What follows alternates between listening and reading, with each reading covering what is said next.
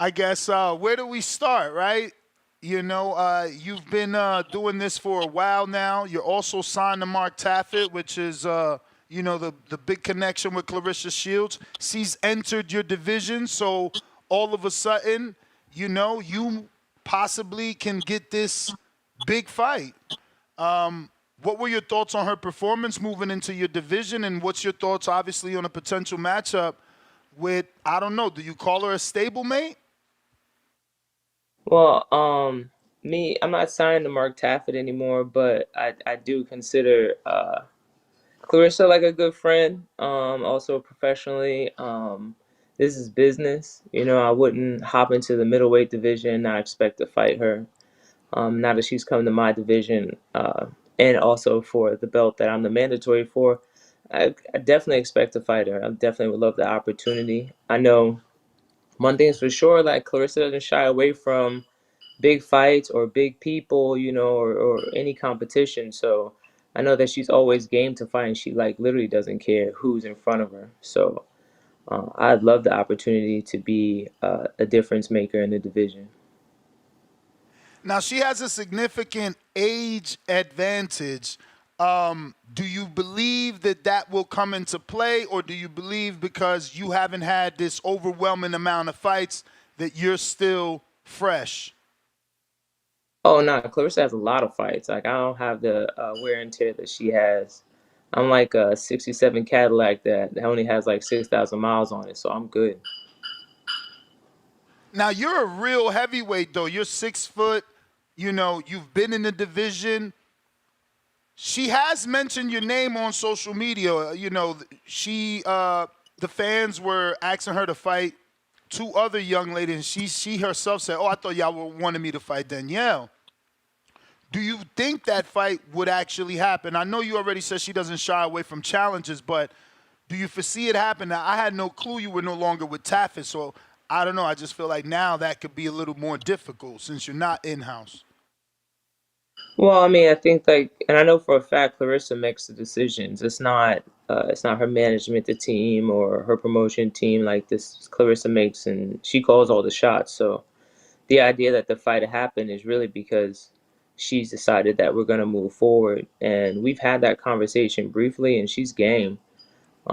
So I think that it's more likely going to happen. I think the reason why other people are mentioned is because I just don't have that much FaceTime. Like people don't know exactly who I am and pretty much all the things that I've accomplished in boxing in like a short period of time. So it makes it easy for people to want to call out other people's names. If I have more fights, I think it would easily be like, yeah, no, this is Danielle's division. Clarissa's coming to Danielle's division, and it's the fight to have. Why do you think you have been so inactive? I mean, you turned pro in 2020. Obviously, it wasn't the best time in the world with COVID and everything, but yeah, you've only gotten 5 fights in 4 years. That has to be frustrating. Can you give us some backstory? Yeah, no. So I won the WBC silver heavyweight title on Clarissa's first all-female pay-per-view fight, and a month later, Hannah Gabriels won the WBC heavyweight world championship title, and literally stalled us out for 2.5 years with like, she wanted X amount of dollars. We got X amount of dollars. And then, of course, then she got COVID right when we were about to go do our blood work to fight in New York City. Then there was another issue where she's not able to come to negotiation. So it was like 4 or 5 fight dates that were canceled because Hannah didn't want to take the fight essentially instead of just getting rid of the vacating the title, and then she ends up testing positive when she does get a fight with Clarissa, and that's the end of Hannah's career basically. You said that's the end. I mean, in men's boxing, obviously, we just seen Big Baby Miller fight to a draw. He was someone that the public turned their back on. He's been on 365-day VADA testing since, testing positive, and he completed his suspension. Is essentially what I'm trying to say. Are you ruling Hannah out? Does Perkins believe that a cheat is a cheat no matter what, and you won't face them? or would you give her a shot if she was clean? No, I owe Hannah ass whooping, so I fight her regardless. That's not what I'm saying. What I'm saying is, like, in terms of title shots, it's just it kind of it like puts mud on her name. It makes an opportunity for people to kind of want to back out. I don't mind fighting Hannah. I'd fight Hannah in Costa Rica with one arm. I'll beat Hannah's ass.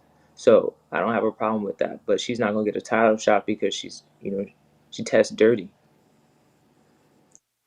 That easy, huh? Because, I mean, I'm campaigning for her to get a rematch. I know that the Shields fight was pretty one sided after the knockdown, but she's still the only girl to knock her down. After that, she moved up and became a heavyweight champ. You think it's that easy? Yeah, she fought a dead body. Like, it was like a 50-year-old woman who was like 5'4", who I think the fight was like 40 seconds. They dug up a body to have this fight. It wasn't a real fight at all. So you were on the undercard of Claressa Shields when, she just became heavyweight champ. Has there been preliminary talks? And since it's a Salida card, are you now with Salida? What is your promotional managerial situation at the time? Well, right now I'm with King's promotion. Marshall has always stepped up. Even when initially when I first debuted, it was Marshall. Then after my debut, Salida and Marshall had a co-promotion deal. But I've always been with King's promotion. So Mark Taffet came in as like an advisor, and he did the best he could to kind of get fights.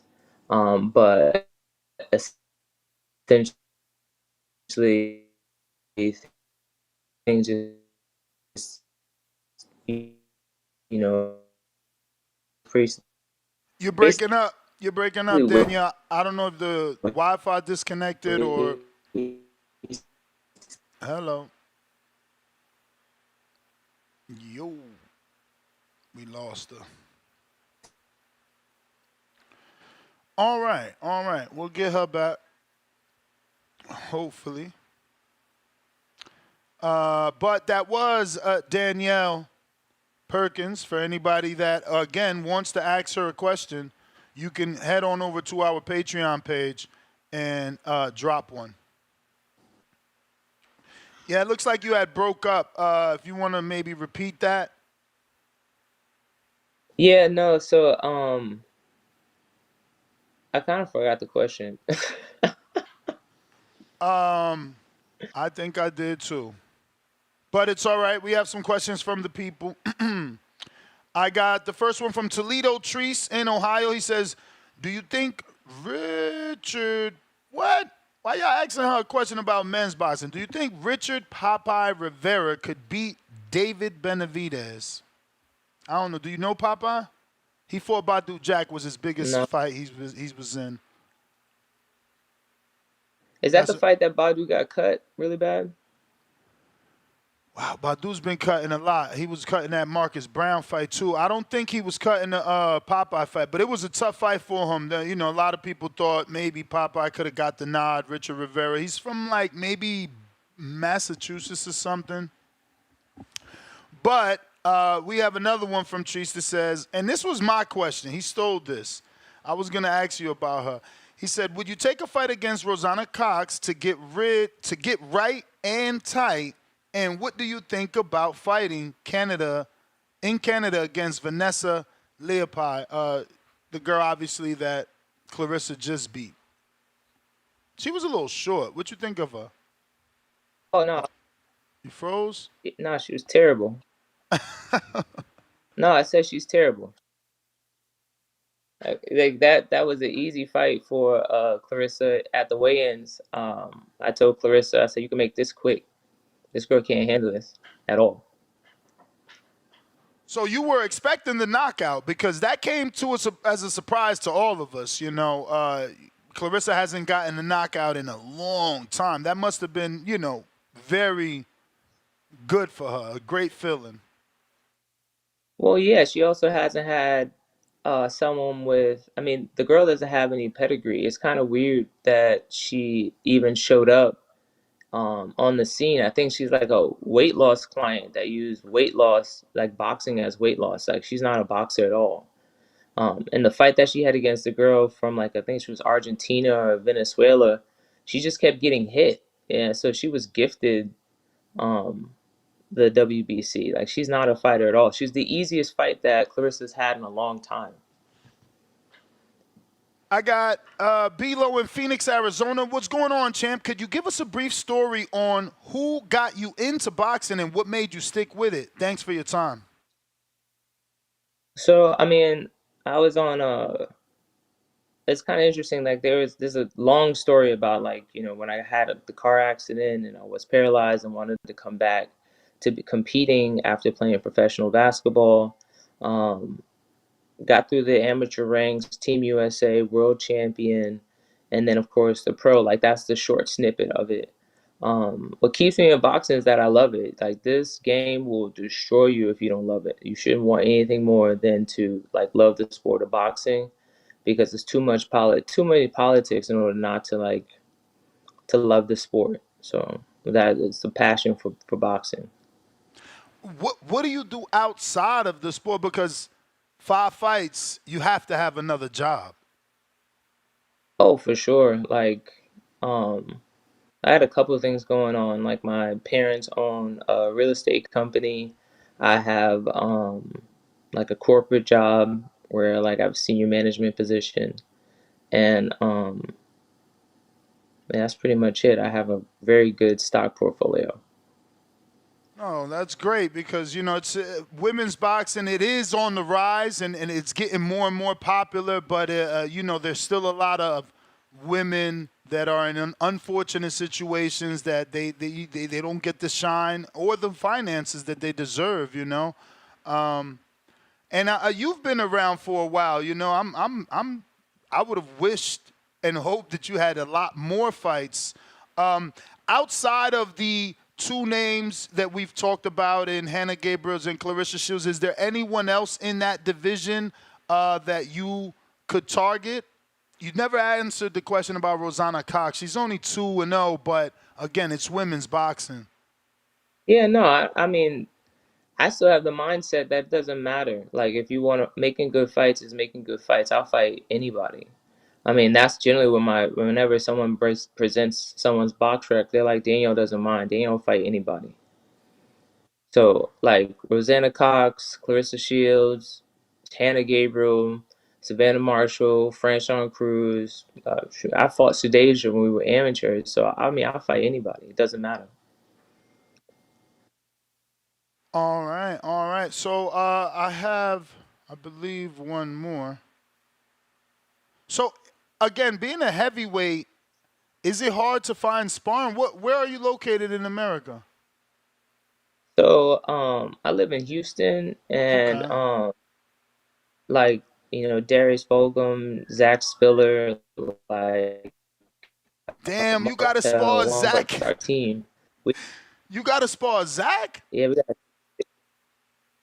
hell. I mean, we do touch sparring with Zach, but there's no way that I'm sparring Zach for real. Like it's just I like was about to movement and touching. Cause say Zach, because I no, watched him get down, man. He was only 1-0, and look, he's the reason I bet against Hergovich, man. He put hands. And I mean, man, I was shocked he was 1-0. Nah, Zach is pretty big too and good athleticism. is Fulgham is also big, but I mean, I guess that's better, but they work with you then. They're not trying to kill you. well. I mean, when I first started sparring and when I first got to Houston, Darius was my first and only sparring partner. So, like, I credit like me making Team USA, me becoming a world champion to Darius. Like, after he kicked my ass every single time, like he really wouldn't take mercy. Now he does, but we'd be in the gym and I'd just be getting beat up, and it really taught me a lot about a kind of perseverance, understanding, and also movement because I definitely don't move like a female boxer, but um, yeah, I think Darius for those days, actually. So why do you think you're the woman to beat Clarissa? what can you tell the listening audience? Obviously, they're not that familiar with you. Why should they, invest in Miss Perkins defeating the GWO? Well, I mean, if you saw my last fight, it was a message, and it was an absolute bloodbath. Like everyone's expecting me to knock this girl out, and I just basically just beat her to death. Both eyes to the lip. There was blood all over the place. And it's the difference between control and power. Knocking somebody out is mercy, and I'm not giving any mercy anymore. Like it's gonna be complete and utter. Like your team's gonna have to save you. I'm not gonna stop it. So that's the difference between speed and power, because I have precision and power. And it doesn't come, I'm a heavyweight, so I'm gonna stay in the pocket. I'm gonna fight, and I'm gonna throw punches. I'm not shying away from touch shots. Like those don't bother me at all. So I'm 6 feet tall. Definitely a little bit different optics in terms of like what this weight looks like. And I can stand the fight. It's a different fight. I'm not Savannah Marshall. I don't have any fear, which is unfortunate because I think the fear would kind of deter me from wanting to have this fight, but I don't have it anymore. Never have. I mean, I'm sure the obvious answer to this next question will be yes, as the bigger woman. But would you welcome fights with Franchon Cruz? Have her move up. Shadeja Green, have her move up, because you're only at 175. They're only at 168. It's not like you're at 200 plus. It's right there. So are those fights that you think may happen down the line, or do you think you may not have enough time because of your age? No, I think I have more than enough time. I mean, I don't plan on going anywhere. I'm in good health. But the thing is, it's just a matter of like, I think time will tell, because I think at this point, Franchon's running out of good options for fights that people want to see. Shadeja definitely has to make a change in the way that she presents, because that last fight, it was exposing. So I'm not sure if she'd want to take a fight again against me. So like the best Savannah Marshall, definitely, she needs to step up and have quality fights. Sky Boxing also is very good at pushing and promoting fights.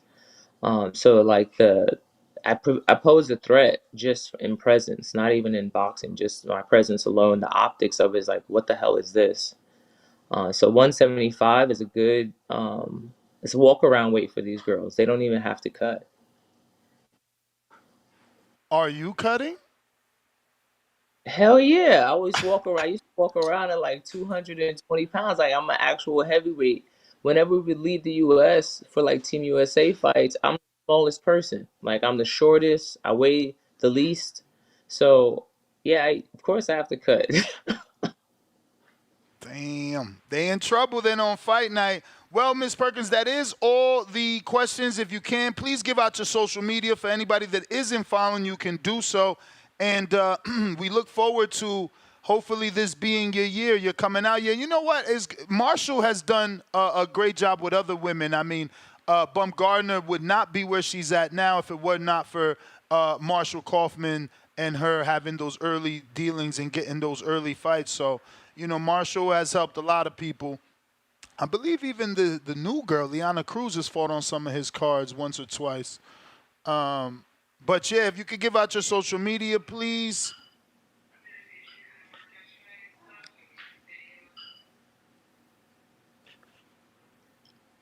Were you able to hear me, champ? It's Wi-Fi.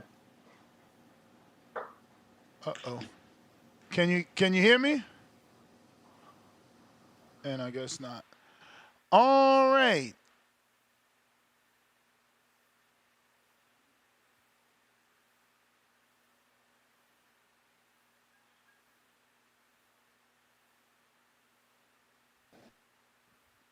You hear me now, champ?